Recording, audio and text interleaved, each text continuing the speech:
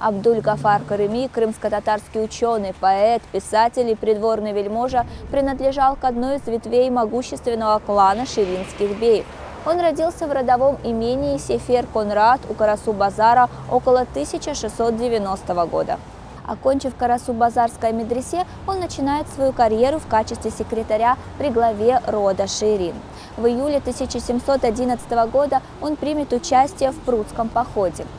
В будущем ученый опишет победу над русскими и осудит действия османского визиря, буквально выбившего победу из рук крымского хана над русскими. В 20-х годах XVIII века Абдуль-Гафар Карыми становится кадием Ширинбеев и рьяно отстаивает интересы своего рода. Спустя несколько лет он уединяется в Карасу-Базаре и начинает писать свой труд по истории крымского ханства Умдет аль-Ахбар.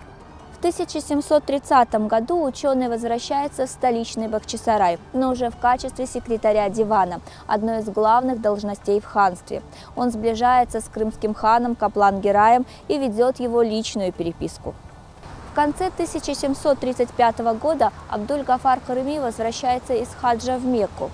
Он принимает участие в народном ополчении против 100-тысячного русского войска, вторгнувшегося в Крымское ханство. Во время разрушительной войны с русскими ему чудом удается спасти свои рукописи и библиотеку в разоренном Карасу-Базаре. У Карыми возникают разногласия со следующим крымским ханом Селим-Гираем II, который отправляет его в ссылку в Абхазию. Здесь он написал ряд исторических и религиозных трудов.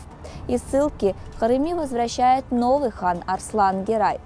На склоне лет Абдуль-Гафар, окруженный почестями и привилегиями, возвращается в свое родовое имение, где продолжает трудиться.